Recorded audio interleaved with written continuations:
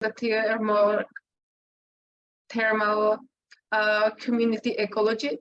And today we will be welcoming two speakers. The first one will be Owen Lewis, who will be giving the basics about the insect food webs in the tropical forests from the patterns of two mechanisms.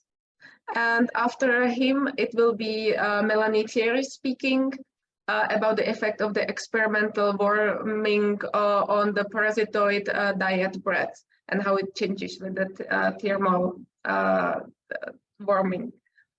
And before we get to the seminar as such, I would like to introduce a bit the Society of Tropical Ecology for those who are new here. So the Society is organizing the annual international conference, which I will be hosting next year in České Budějovice in the second half of June 2023. The Society is also publishing the Journal of Ecotropica, which is fully open access, peer-reviewed journal, and we publish without costs, and we are providing the DOI to all the publications.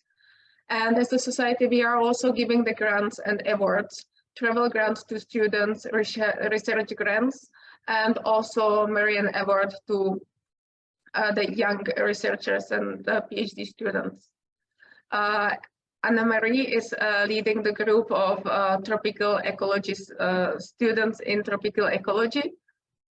And this is the group where students can discuss how to advance their research effectively. We are having Twitter, Facebook for the society where you can join and interact with us. And as for the tropical ecology seminar series, this is happening every second Monday of the month, always at 3 p.m. of the Central European time. And we try to put together the early career researchers together with a well-established researcher to discuss the ongoing research on the specific topic and try to keep networking the people. And after the seminar, after the 2 or 3 talks are being given, there are questions and answers being answered at the end of the session. And so today, once again, I would like to welcome Owen Lewis, who is a professor at the Department of Zoology at the University of Oxford. And he's interested in the dynamics of insect food webs and their responses to perturbation. He also studies the role of plant pathogens in insect herbivores and the impact of climate change on the interspecific interactions, ecosystem functions, and the services.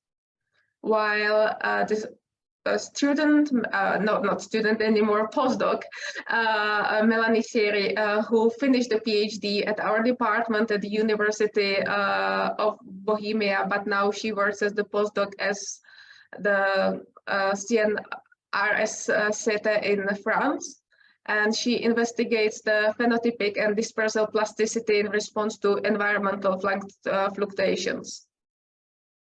So welcome everyone, and now the board is yours. And thank you very much for the introduction, Katrina. I was saying to Anne-Marie and Katrina just before we got started that this is the first time I've given this talk, so I apologize in advance if it's a little bit rough around the edges.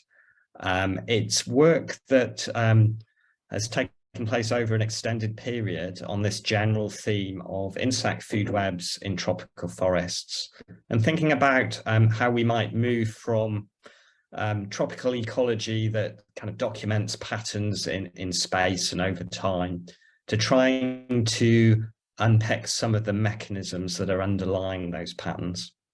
And really, this should be a co-authored talk, really. So Jinlin Chen, who's shown in the image here, has just recently finished her PhD in my group here in Oxford. And a lot of the work that I'll show towards the end of my talk is down to Jinlin. And I don't think she's able to attend today, but I apologize to her for any errors I might make in presenting her work.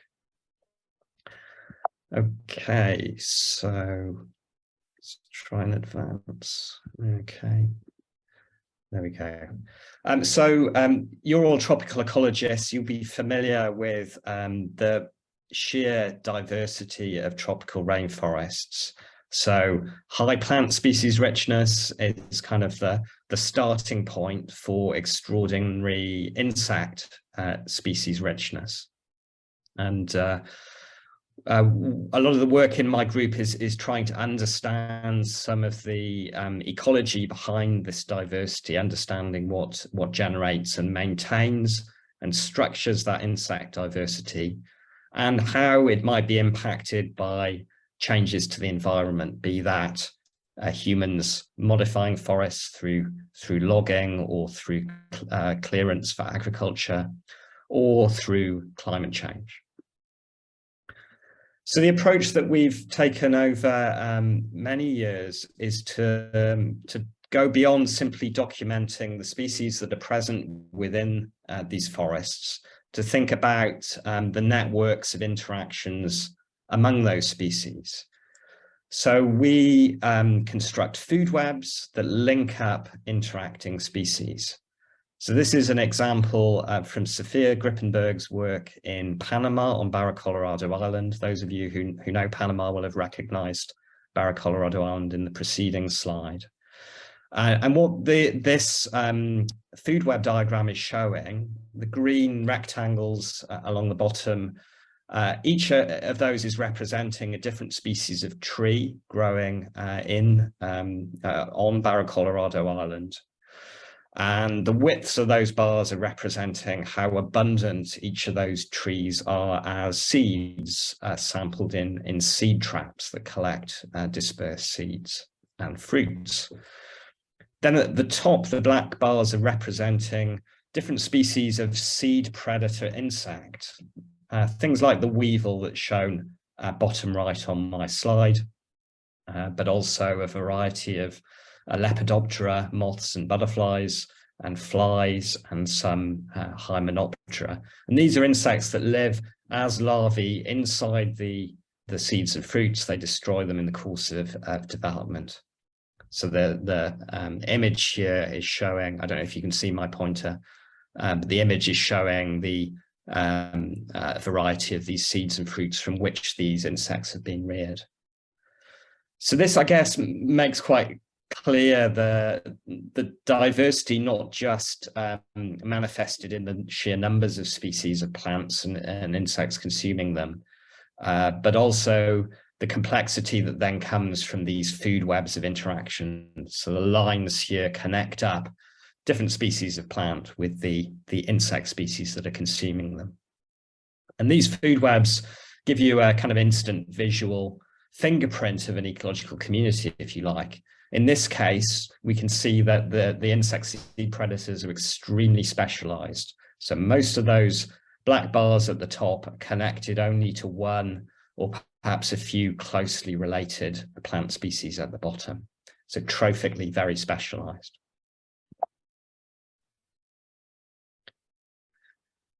Here's a food web from Papua New Guinea, from the work of Wojtek Nowotny and his team, that is showing interactions between just a small subset of the plants in his plot, 38 species of trees and shrubs at the bottom, interacting with just one guild of insect herbivores, folivores, insects that consume the leaves of trees.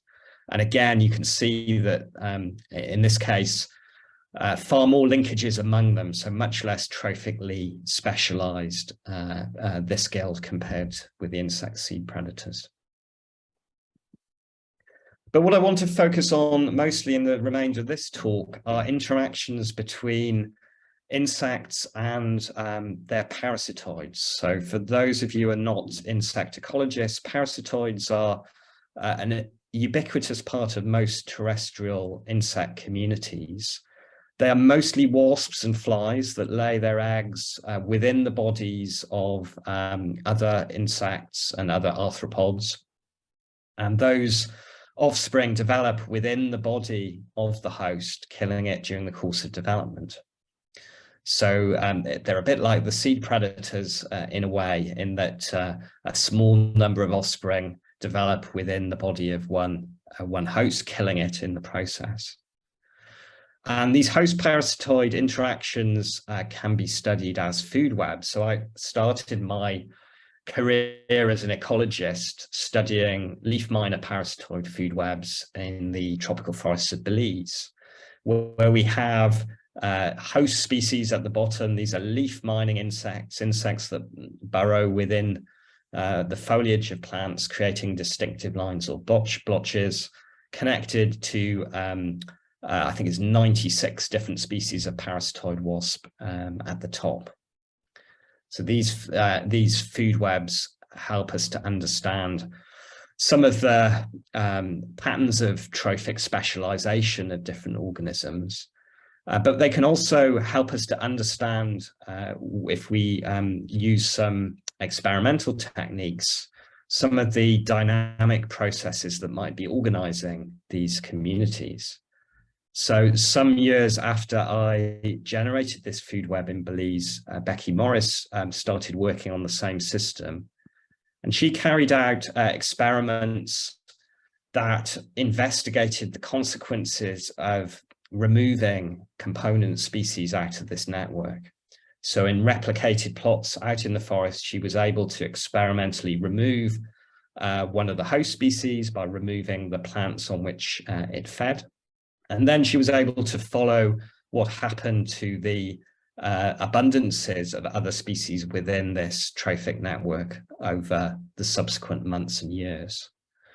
And the particular ecological process that she was looking for was something called apparent competition, which occurs when you have two organisms at the same trophic level that share a natural enemy, two or more organisms at the same trophic level that share a natural enemy. So in removing this species, Becky was able to show that its reduced abundances reduced the abundances of other parasitoid species within this system, the ones to which it's connected in the food web. And because these parasitoids that are attacking leaf miners are quite generalized in their feeding activity, that in turn altered the attack rates on other species to which those parasitoids in turn are connected. So you get a situation where a decrease in the red species leads to an increase in the blue species because they're experiencing reduced parasitism. So this is a signature of apparent competition in this system, where species that are at the same feeding level within a food web can influence each other's abundances, but they do it not by competing directly for resources, but because they share enemies. So my title for this talk hints at trying to go beyond simply documenting patterns and trying to get at some of the mechanisms that are underlying those patterns. So this is one example of attempting to do that using manipulative experiments. The other thing that we can look at with these food webs or networks of host parasitoid interactions are how they change along environmental gradients. So those could be climatic gradients, or they could be gradients of human modification. So Jason Tilianakis, back when he was doing his PhD, investigated food webs of interactions between these trap nesting bees and wasps, shown in the image, and the parasitoids that attack them. And he looked along, in Ecuador, along a gradient of habitat modification from a near intact forest at one end of this gradient through to really degraded human modified pastures and rice paddies at the other. And what was interesting from Jason's work is that although the richness and diversity of species at different trophic levels didn't change very much across this gradient, there were similar numbers of species, and the identities of those species didn't change very much. What changed spectacularly was the strengths of the interactions, if you like, between the component species. So you move in the less human modified habitats like forest and shade-grown coffee to a fairly evenly structured food web, to one where just one trophic interaction between a dominant parasitoid and its host came to dominate the food web. And lots of food web theory suggests that these sorts of changes to food webs are likely to have ramifications for their sensitivity to future further perturbations. Perturbations, of course, are exactly what we're imposing on the natural world generally, and of course, for insects in particular, there's been lots of interest recently, talk of an insect Armageddon or an insect apocalypse, and headlines in the newspapers. Concern basically that dramatic changes in insect populations in different ecosystems could have major ramifications for species at other trophic levels and for the important ecosystem functions and services like pollination that insects mediate. We're in a group of tropical ecologists here, and of course for tropical ecology, we're really short of data on trends in insect populations. So most of the long-term monitoring data that exist for insect populations come from the usual suspect countries in the global north. And there's a real concern that dramatic changes in tropical insect populations may be occurring largely unheralded and unrecorded. And in the context of climate change in particular, there is a special concern that climate change could have marked effects on tropical insect communities. And that's because tropical ectothermic organisms, tropical insects, for example, have very small thermal safety margins. These graphs show the fitness of a typical tropical and a typical temperate insect as a function of temperature. And you'll notice that the tropical insect has a much narrower distribution, and current temperatures documented by the histogram bars within the graph are close to the upper thermal tolerance limits of these species. So this suggests that even quite modest increases in temperature could push some of these organisms outside their safe thermal tolerance limits. So in the second part of my talk, I want to focus on a particular study system that we've been working on since about 2016 now. And this is a collaboration particularly with Jan Hrček in the Czech Republic and with John Bridle here in the UK, where we're looking at a model food web system. So it's great to study leaf miners and their parasitoids, or trap nesting bees and wasps and their parasitoids, but they're not very amenable to experimental manipulation in the field. And so what we've done with this system is to take a genus of organisms, Drosophila or fruit flies, that are quite tractable for laboratory experiments and indeed field experiments. So obviously they're long studied in genetics and neurobiology and lots of fields in biology, but they're also really good ecological study organisms. And what's best of all is they occur in rainforests.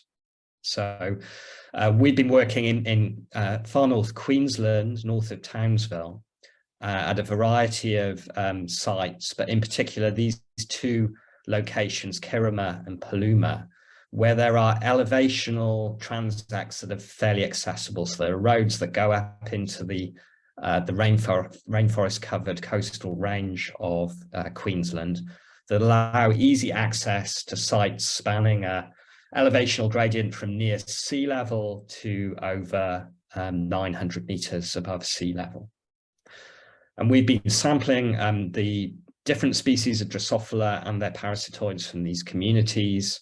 We've been bringing them into captivity, into culture, and we've been running experiments in the lab to understand better their autoecology, their single species ecology, their thermal tolerances, their particular susceptibility to climate change, and then experiments that throw together different combinations of species to understand some of the community ecology that's organizing their food webs. So it's a bit of a taste of that work that I'm going to talk to you about today, and Melanie will, I think, talk a little bit more about some of her work on this system. So this is what our sites look like. So they're mountains covered in rainforests. They're protected areas. So they have little in the way of direct human habitat modification or degradation, but they are in a part of the world that has already experienced quite a lot of warming and is quite susceptible to climate change. So on these elevational gradients, there's a potential for species to shift their distributions as the climate changes. So we might expect some of the species on these mountains to move upslope into cooler microenvironments as the climate warms. So the first step was to document the food webs observationally, so very much in the same way that I described for leaf miners and their parasitoids in Belize. And interestingly, what we find with the food webs at Kirima on the right, left, and Paluma on the right, is that the structure of these food webs is not changing dramatically with elevation. So the food webs are fairly similar in their the sort of food web metrics of connectance, etc., that you can calculate. That doesn't seem to change the organization across these pronounced gradients of elevation and temperature. But what does change is the composition of the communities. So you can see the different colored bars for the hosts here at the bottom. There's quite marked turnover in the composition of these communities with elevations. There are different players specialized to occur in hotter environments near sea level and cooler environments nearer the tops of the mountains. And we can actually organize the species within these food webs from those that are classic low elevation hot habitat species, if you like, on the left, like Drosophila bonunda and Drosophila pandora, to species that are really only occurring at high abundance, high up in the mountains above 700 or 800 meters, species like Drosophila pallidifrons and Drosophila pseudotakahashii. So climatic conditions do seem to be important in structuring these communities, but it's not quite that simple. And what's nice about this Drosophila parasitoid system is that we can do lab experiments to understand some of these complexities. So one of the first things that Jin-Lin did in her PhD was to establish what the basic thermal tolerances of the species within these communities are.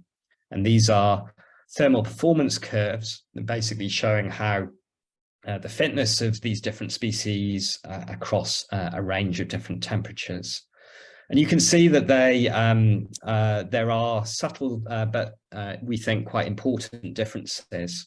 The cooler colors here are indicating species that are more upland associated, and they tend to have thermal performance curves that are peaking a little bit further to the left.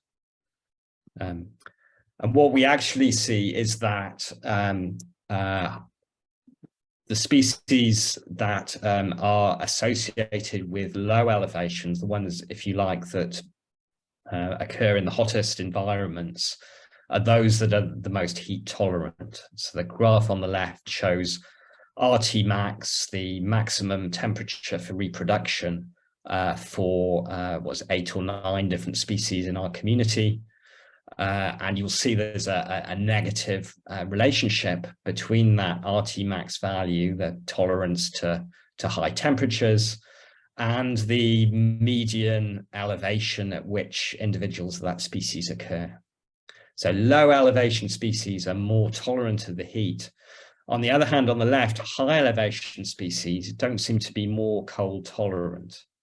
So there doesn't seem to be, based on these data, a clear reason why low elevation species should not be occurring at high elevations. And what seems to be happening is that that's to do with biotic interactions. So we took 2 of these species, or Jinlin, I say we, whenever I say we from now on, that means Jinlin, took a low elevation species, Drosophila pandora, and a high elevation species, Drosophila pallidifrons, and then carried out experiments that competed these species with each other at different temperatures. So on the left, high temperatures typical of the lowlands, and on the right, low temperatures typical of the highlands. And she did this in a way that varied the density of the competing species. And what she found was quite clear-cut. So at hot temperatures in the lowlands, Drosophila, the pallidifrons, the high elevation species, was not able to persist, and that would explain why Drosophila pandora is a dominant species at that elevation. At high elevations, where temperatures are lower, competition becomes a critically important aspect of this system. So Drosophila pandora would be perfectly able to persist under those conditions if it was occurring on its own, but it's outcompeted by Drosophila pallidifrons, which functions better at the lower temperatures that occur at that at high elevations. So what seems to be structuring these communities along these elevational transects is a combination of climate and biotic interactions in the form of competition. So in the cool high elevation conditions, those conditions are non-stressful for all species, but the low elevation species are just not competitively strong enough to persist there when other high elevation specialists are present. At hot, low elevation sites, high elevation species struggle to maintain viable populations, and that allows the heat tolerant low elevation species to occur. How am I doing for time? Am I okay to carry on for another 5? Yes, you're fine. Okay, so climate change effects were a focus then of follow-up experiments by Jinlin. And so Jinlin was interested in understanding direct effects of elevated temperatures, either elevated mean temperatures or heat waves, sort of fairly short-term extreme heat events on the community of Drosophila and their parasitoids in our system, and how this interacts with the arrival of invading species. So of course, as the climate warms, we might expect to see novel species entering communities as they shift their ranges from areas that into areas that previously would have been too cool for them to occur within. And what's complicated here is that as well as direct effects of climate on the component species and of the invading species on the resident community, there are also lots of sort of indirect pathways along which these effects of climate change or invasive species could occur, so they can alter the direct effects. So Jinlin, working back in Oxford, where we have populations of these Drosophila and their parasitoids, was able to do experiments that manipulated thermal conditions. So simulated either control normal ambient temperatures that we might expect to occur at high elevation sites in Australia, or simulated higher future mean temperatures or periodic extreme events. And her experiments, don't worry about the detail in this slide, involved 3 warming treatments, control warming or heat wave, and 2 invasion treatments with an invasive Drosophila species, a low elevation species, or without. So her results show is that these heat waves were a key factor facilitating invasion by this low elevation species, Drosophila pandora. So when heat waves were present, there was much higher success when these invasive species were added into her experimental cages. She also found that the total abundance of flies and parasitoids in these systems was by some margin most pronounced when heat waves and invasive species occurred simultaneously. So you can see here the bar, the orangey yellow bar for the Drosophila and the pinky purple bar for the parasitoids is diverging by the greatest amount when heat waves and invasive species impact simultaneously on ecological communities. So this is a signal, if you like, of the interdependence of these different drivers of environmental change that suggests that understanding how climate change, how invasive species will modify food webs of interacting species in the future, we can't consider those drivers entirely independently. They can interact in complex ways, and some of Jinlin's work unpicks some of the mechanisms even further. I won't have time to talk about that further today. The overall effects, though, on the structure of these communities are quite pronounced. So heat waves, in particular, more so than increases in mean temperature, have really pronounced effects on the composition of these model communities that are simulating high elevation Drosophila parasitoid communities.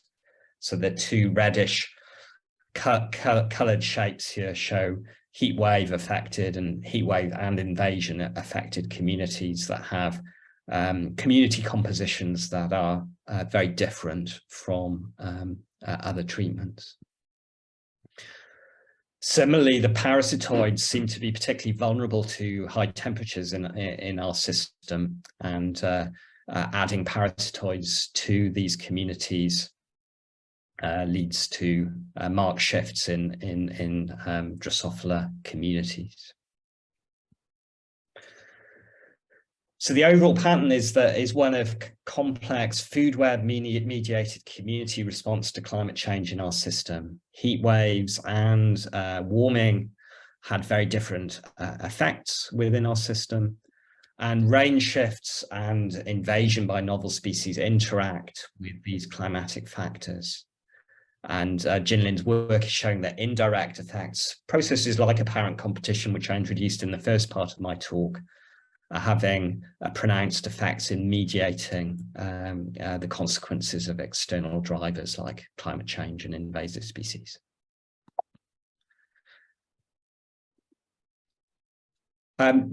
Just to give you a hint of where we're going next with this, we just got a research grant from NERC in the UK for a new project that Jinlin and others will work on over the next few years, where we're going to look at the resilience of these food webs to perturbations. So if you shock a whole community of interacting species with an extreme event like a food web, an extreme event like a heat shock, a heat wave, how does it recover?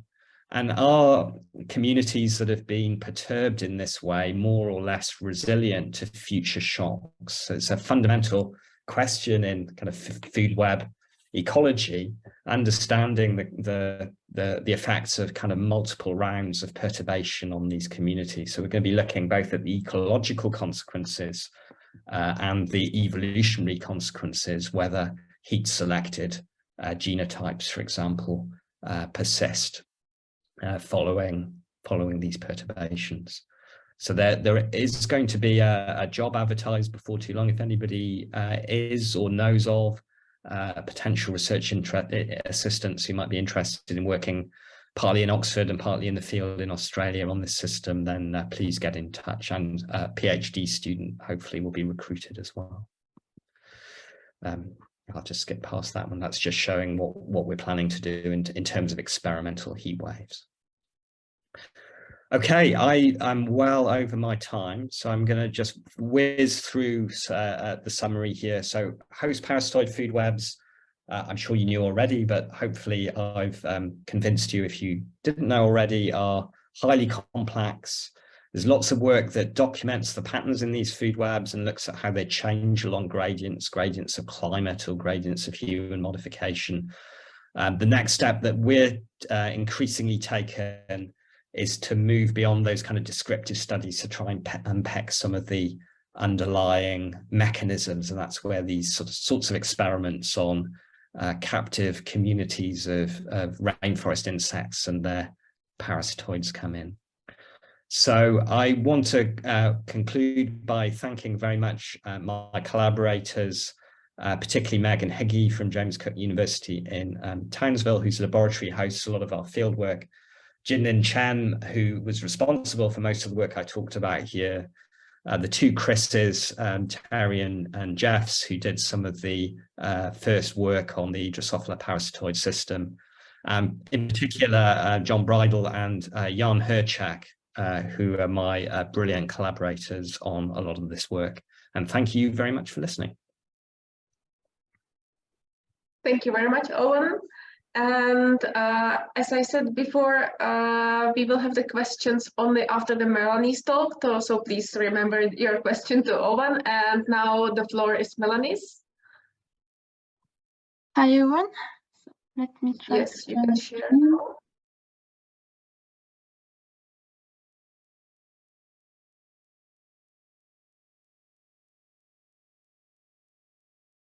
Oh, I think it's the same problem as Owen. Oh, no. Can you see the full screen? Yes, it's nice. Okay. So today I would like to present you an experiment with a system that Owen just talked about, that I participated during my PhD that I did with Jan Herchak in Czech Republic.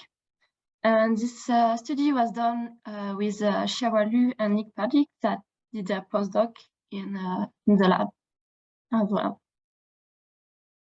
So my introduction will be short because Owen talked a lot about it already, but just a quick reminder of the life cycle of Drosophila host and parasitoid that I will talk about. To understand that because of their life cycle, parasitoids are quite dependent of their host development for their own. So when you have warming, you can have direct effect on the parasitoid itself, but you can also have indirect effect via their host. This effect can be due to impact on the host quality that would be bad for the host the parasitoid development, or through phenology changes in phenology that are important for those interactions, for example. And in this experiment that I will present you, we use the same system that Jinling used during her PhD. So this Drosophila host parasitoid system that we collected in the rainforest of Australia. And here it is a condensed version of their food web in nature that Owen already showed you. Just to give you an idea that we have many species to work with in the lab, and we know that those species co-occur and interact in nature. And so we look at different effects of warming on those communities. And today I will focus on the effect of temperature on the diet breath of parasitoids in terms of the number of host species that they can use in the network. And this study was led by Xiaohua Liu during a postdoc. And for this study, we use 4 different parasitoid species, 3 larval parasitoids, Asparag, Anaspus, and Optopilina, and 1 pupal parasitoid, Diaprid, and 6 Drosophila host species. And we use the 24 possible combination of host parasitoid. And we work at 3 temperatures, ambient temperature, that is roughly the mean temperature that we recorded at our field site where the system comes from, and a cooling or warming treatment.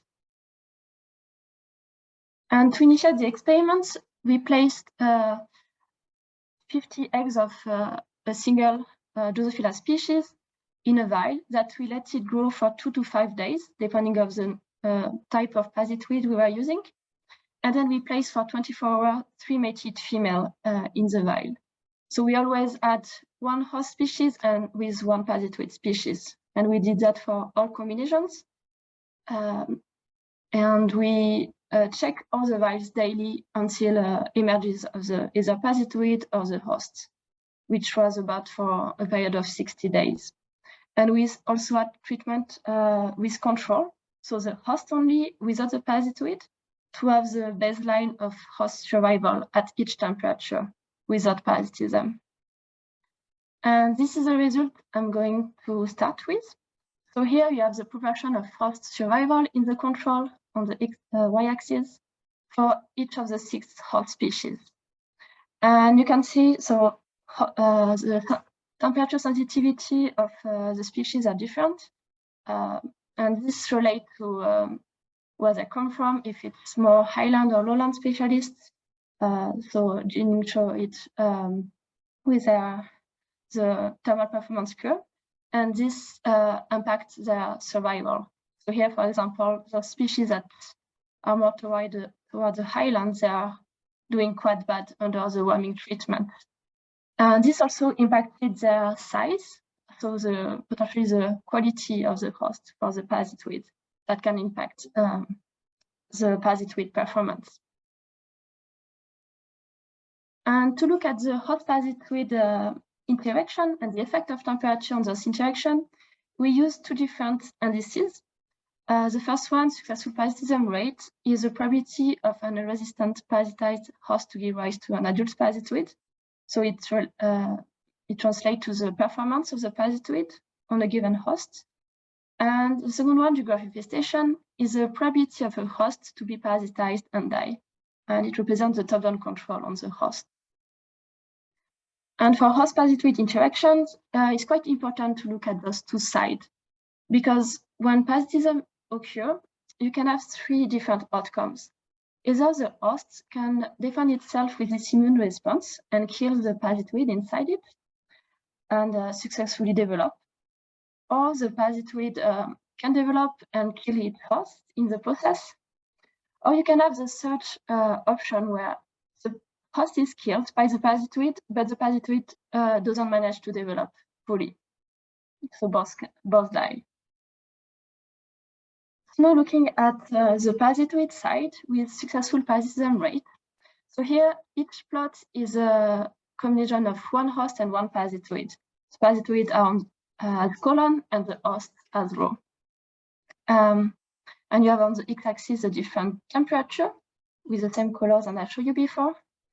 So it's quite a lot of points, but I just wanted to highlight this one here, where we can see that under the warming treatment, successful parasitism rate significantly drop.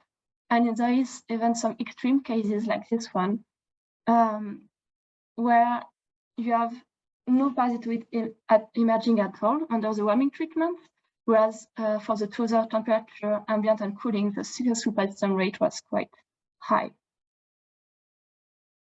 So you have a big impact on warming for some of those parasitoids, which can be due to the decrease in host quality. And the aprid or pupal parasitoid was less impacted by temperature. And this can be explained by the fact that this parasitoid attacks the host at a later stage in its life. So it relies less on host development for its own survival. But then when we look at the host side of the story, so here with degree of infestation on the y-axis, and the rest is exactly the same than before, you can see that the results are quite different. So here I highlighted the same thing than before, but this time you can see that degree of infestation doesn't decrease as drastically under warming, and sometimes there is actually no effect of temperature, while for the same host parasitoid pair under warming, we had no parasitoid at all emerging. And this is due to this third case where we have parasitism and the host is killed, but the parasitoid doesn't manage to fully develop at this warming temperature. So what about the diet breath of the parasitoid? So here we use the species specificity index to depict it, which is a coefficient of variation of interactions. So when this index increases, the parasitoid diet breath decrease. And we look at the general effect across the parasitoid species for temperature, and we see an increase in this index of host specificity. So here in the log scale, which means a decrease in diet breath of parasitoids when the temperature increases. And this is due to those extreme cases that I showed you before, when we had no parasitoid emerging at all under warming. So we had a decrease in parasitoid diet breath with warming that was due to this decrease in parasitoid performance, probably linked to a decrease in the quality of the host due to their thermal sensitivity. But we don't observe this the same decrease for host suppression. So we had a direct impact as well on of temperature on the parasitoid because of warming. And now if we build the host parasitoid network based on our study with the number of parasitoid emerging as links, we can see clearly this decrease in links under the warming treatment. And most of the links are due to the pupal parasitoid, the aprids, that is not that much affected by warming. But now if we use the number of host kill as the links, we don't see a difference between the different temperature. So here it's quite fake networks, because in our study, we always keep host and parasitoid pairs separated, but it just highlights the fact that when we look at host parasitoid networks, it's quite important to consider that we can still have parasitism occurring. So when we do a molecular detection, we might detect the parasitoid inside the host when we, but if we reuse the same network, we can have a drastically different picture if we want to, when looking under warming treatments, especially. And here we didn't look at effect of temperature on the other type of interaction that occur on this network. So you can have effects on competition between host species, between parasitoid species, and also with apparent competition, and potentially host switching behavior. So this was not done in this study, but we looked at that as well in other experiments, and we see effects on temperature on those other type of interaction, and which can cascade down throughout the whole network.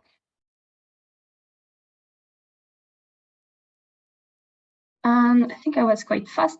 So I would like to thank my former colleague in the EarthSec lab that I worked with in this study, all the encounters that helped us set up the experiment, and the organizers that gave me the opportunity to talk about parasitoid again, and you for your attention. Thank you.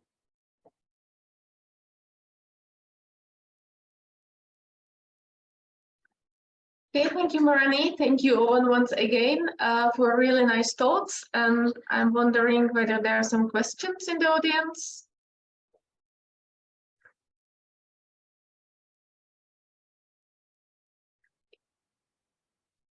Okay, yeah, there are some clapping hands, but no raised hands. So if I could have the first question to Owen, maybe.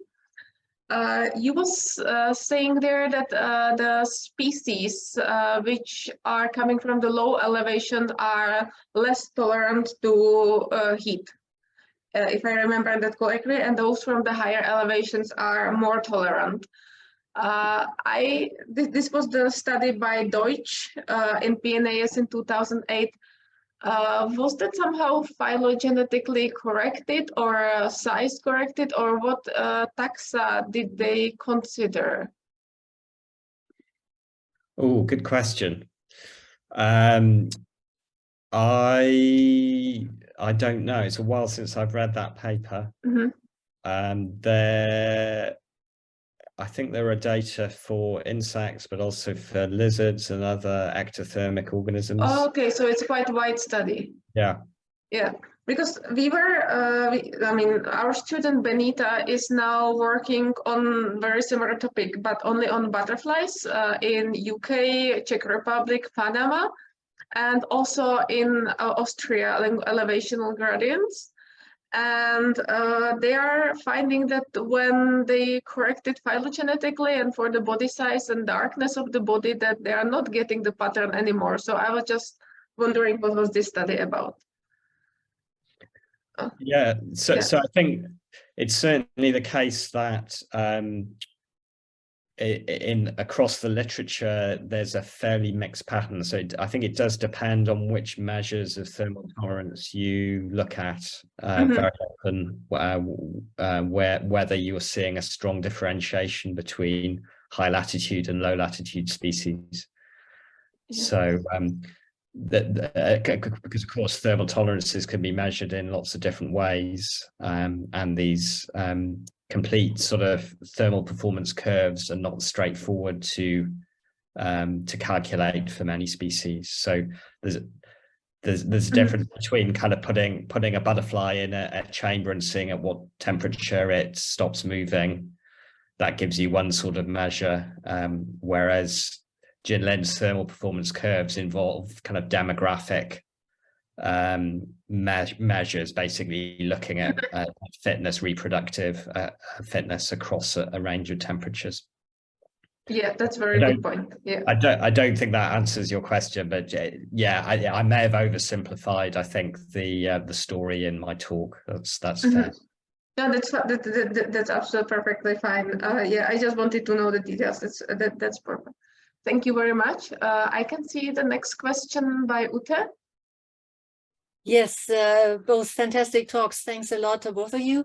I also have a question to Owen first, and maybe then to both of you as a second question. So you were explaining, first you were explaining or describing these experiments on the competition between, or on the, yes, between two Drosophila species and how they interacted in different conditions, and you put them together somehow in these microcosms, and you were at some point saying then under these conditions one is outcompeting the other and one is disappearing or cannot live at all. So there were different scenarios and different outcomes, of course. But since I'm coming from the behavioral ecology perspective, I would be interested to know, when you talk of Drosophila outcompeting each other, how do they compete? What is there behavioral competition, direct competition? Is it all indirect on the effect, I don't know, efficiency of feeding, or how does it work?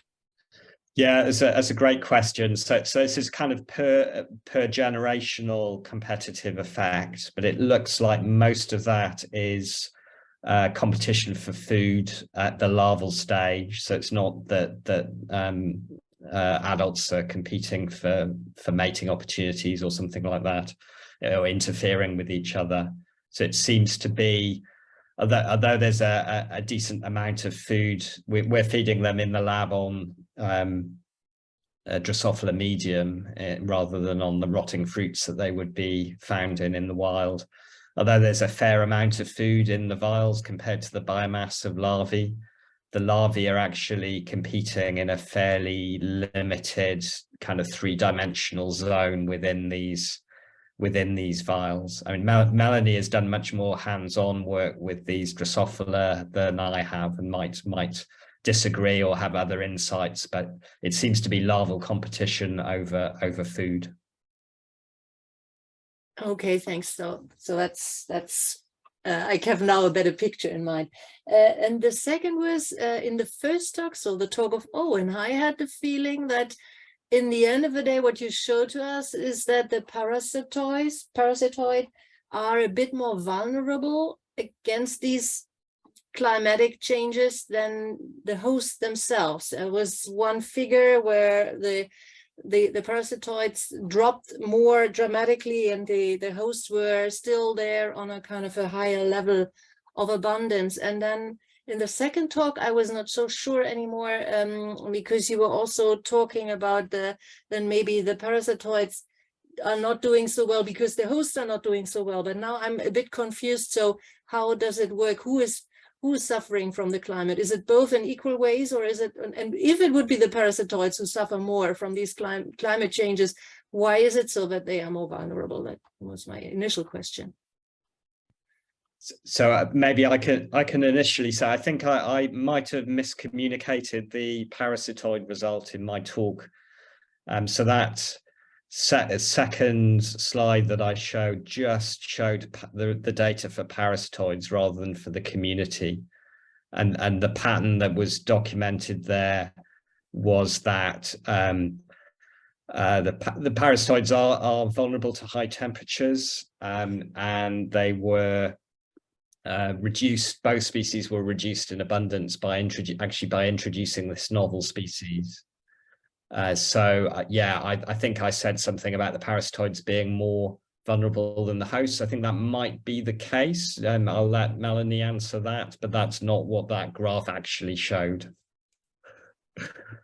Yeah, because for the parasitoids, they are quite sensitive to the effect of temperature on their hosts.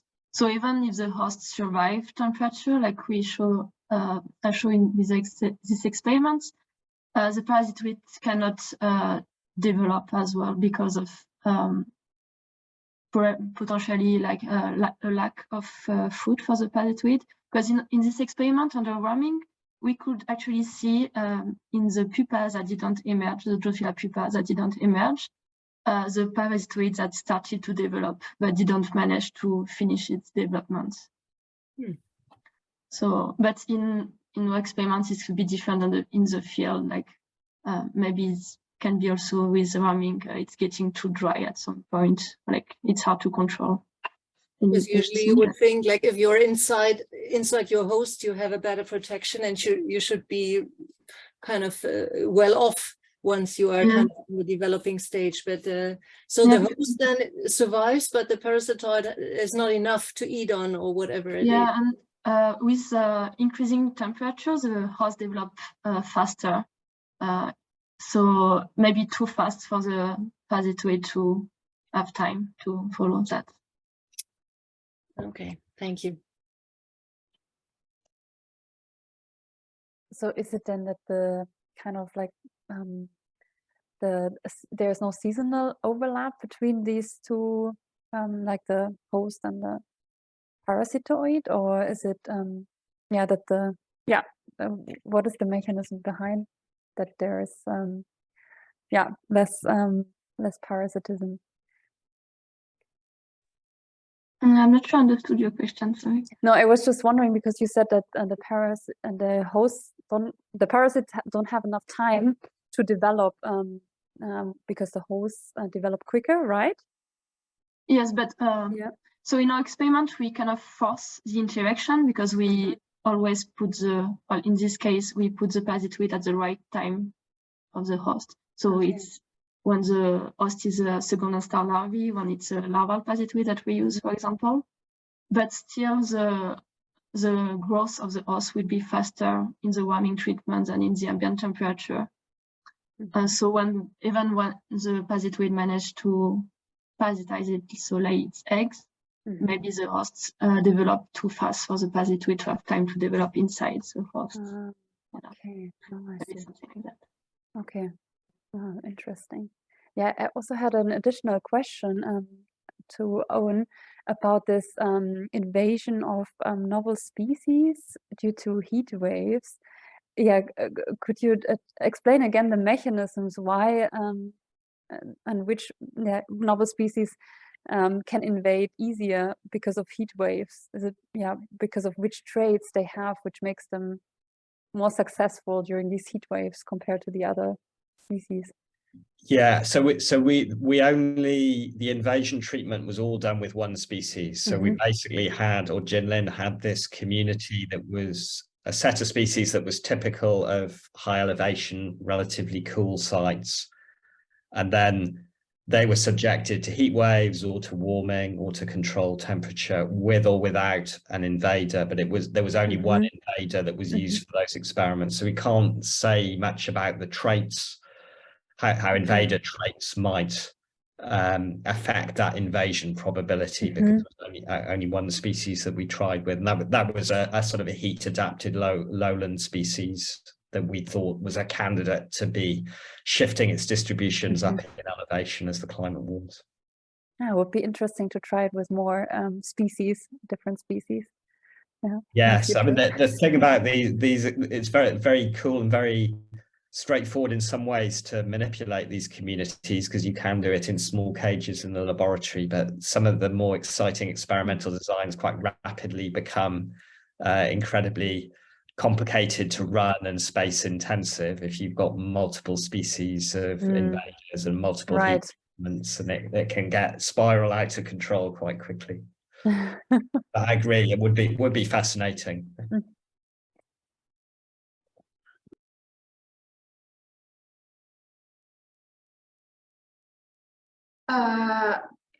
I don't see question now. Only comment arrived that someone had to leave already, and he's very thankful for nice talks.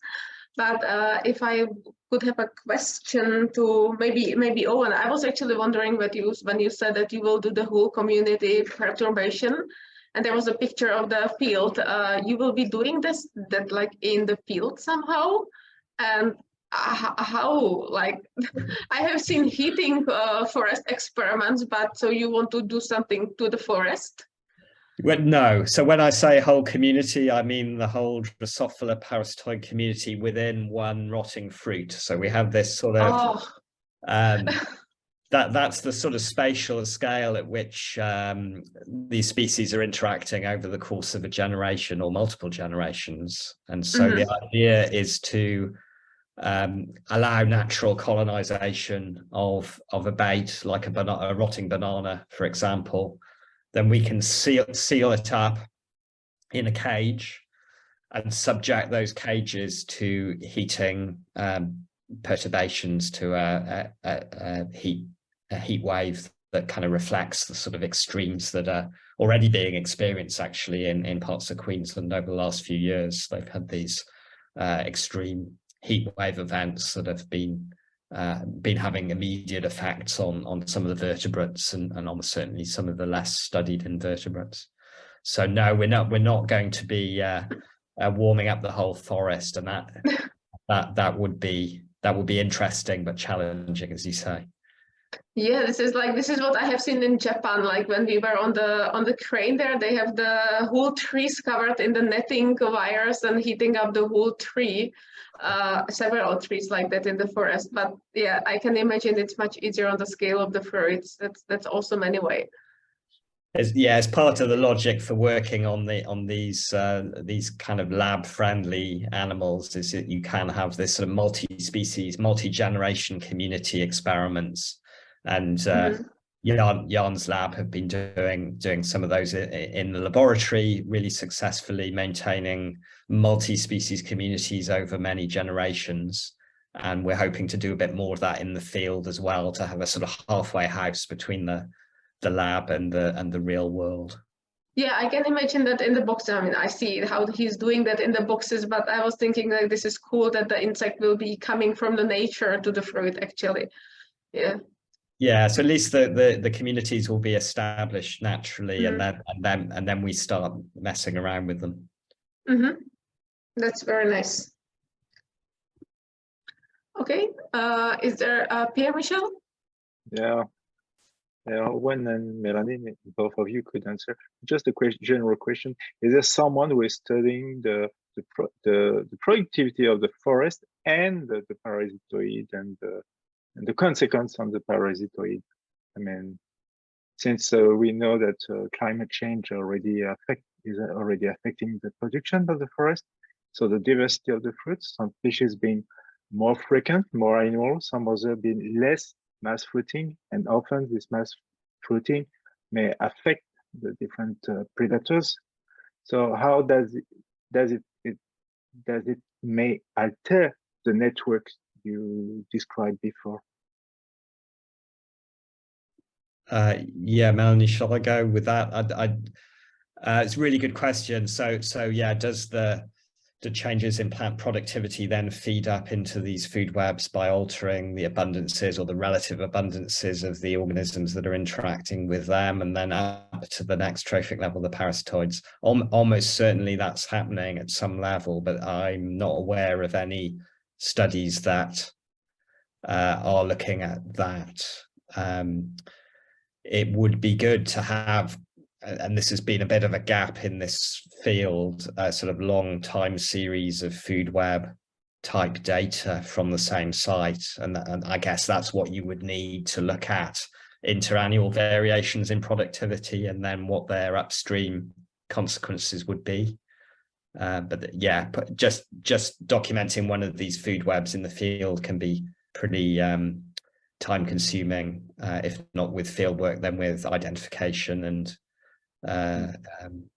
species sorting, etc. So that would be the dream, to have that sort of long-term link between variations in plant productivity and higher trophic levels. I was thinking, sorry to interrupt, I was Yeah. thinking of, especially for instance in Panama, where there's a long-term series of data on fruits, and we're just wondering whether someone has looked at the parasitoid as a final stage. Maybe Mélanie. Yeah, I'm not yet. I mean, that would be an obvious place to do it. And Sophia Grippenberg, who I mentioned, she's got excellent data linked to Joe Wright's seed trap data from BCI. So that would be one way of trying to yes, link changes in fruiting across years to the next trophic level, but it would require that long-term investment in actually monitoring the parasitoids as well, which is not an easy thing to fund or do.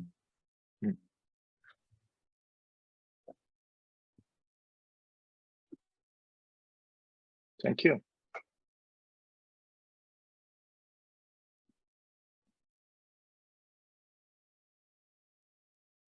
Someone else wanted to ask something? Yeah, I just wondered, Mélanie, how are you going to continue in science? Like, are you going to continue to work with Drosophila, or what will be your, what is currently your, the focus after your PhD? Yeah, no, I'm a postdoc in France, in Sanaras, in Moulis, and I'm working on this, on a different topic.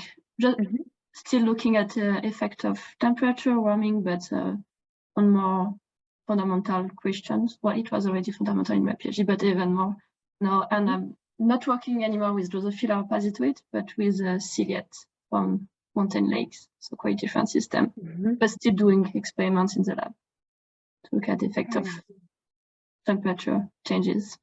Oh, interesting. Thank you.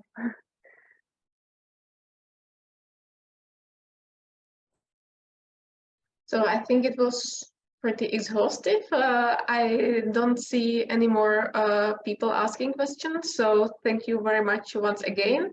And before we leave, I should actually still share the presentation. It's really weird. Yes, so for everyone who doesn't know yet, the seminars should be available on the YouTube channel of the Society. And you can also find the previous recordings of the previous talks on the pages of the Society directly. And next time we will meet on the 12th of December to discuss the topic of paleoecology. And then at the beginning of November, we will talk about the mangrove ecology.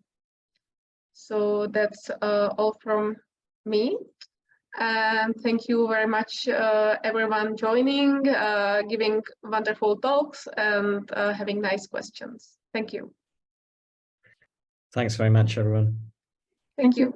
Yeah, thank you, Owen, and thank you, Mélanie. It was really great. Thank you all. Thank you and bye-bye. Bye. See you soon.